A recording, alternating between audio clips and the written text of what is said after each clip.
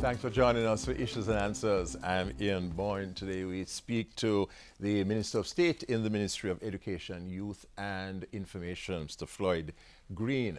We're going to be talking about his sectoral presentation, which was given last week and which had a number of interesting points. Thank you so much for your company. Mr. Green, good to have you on the show. Thank you. There was quite a lot to chew on in your sectoral presentation last Wednesday. Among those things was your announcement of an increase in the allocation from the Heart Trust NTA to the Student Loan Board. Well, we are always cognizant of the difficulties that some of our citizens have to access tertiary education. It's something that at the Ministry of Education we take very seriously. You know, I myself benefited from the Student Loan Bureau, and that's how I was able to get my first degree at UWI-Mona. So we always look to see how can we make it easier for students to access tertiary education. So, you know, we've been doing a number of things between the Ministry of Finance and ourselves at the Ministry of Education. You may have heard that we've reduced the interest rate in relation to some of the loans. So the pay-as-you-study loan, it used to be 9%, it's now to 6%. And I heard the Student Loan Bureau saying it's the lowest interest rate across the board for education-type loans. And also the postgraduate loans used to be at 13%. We've moved that down to 9%, and we're also introducing some loans for specific growth areas, which will again be at 6%. So we're taking a whole raft of approaches, and you know we now calculate interest rates, and this started last year on the reducing balance method, which makes a significant difference in terms of how much you actually pay back. But one of the things that we have been looking at, the Ministry of Education, we normally support the Student Loan Bureau through the Heart Trust. We started a few years ago with specific loans targeted at technical and vocational training in those areas.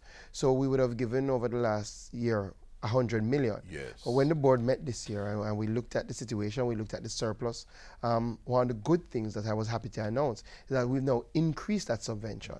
So this year we'll be giving the Student Loan Bureau $213 million to finance loans specifically towards... That's over 100%. That's over 100% increase. Of what was given last year? Of what was given last year.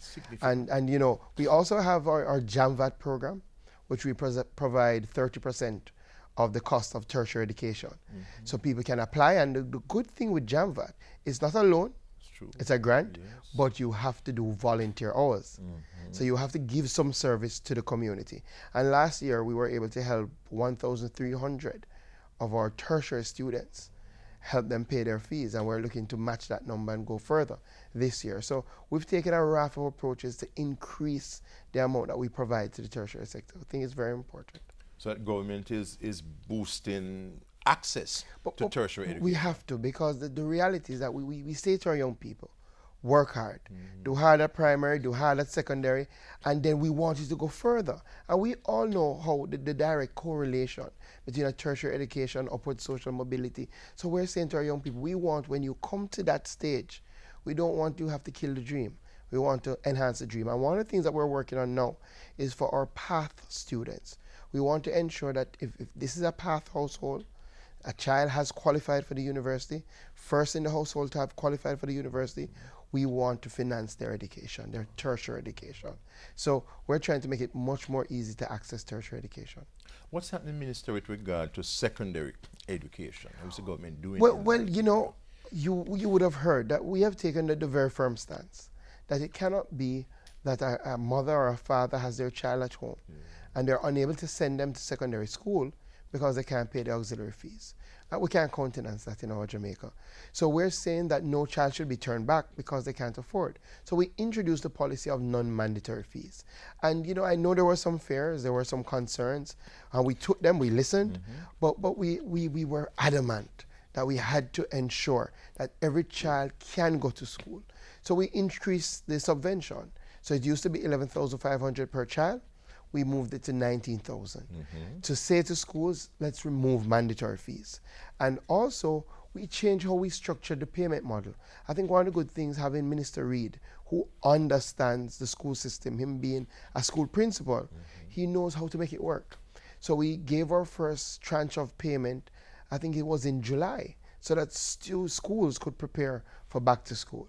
And then we kept moving. We gave a tranche in September, we gave in November, we're giving the last tranche now, so that all throughout the year, the school is adequately funded. And one of the things that we're very happy is that the start of the school year went smoothly. Yes. And to be honest, you haven't heard any discussions anymore. Not at all. You know, and so what we're doing this year, we're continuing that level of funding, but we're saying now allow us to focus on primary education in terms of the increase in funding. And one of the things that we've seen. I want to take a break here, Yes. Minister. When we come back, we talk more about what's being done in the area of primary education. Minister of State in the Ministry of Education, Youth and Information, the Honorable Floyd Green, speaking to us on Issues and Answers. Take a break, but we'll be right back.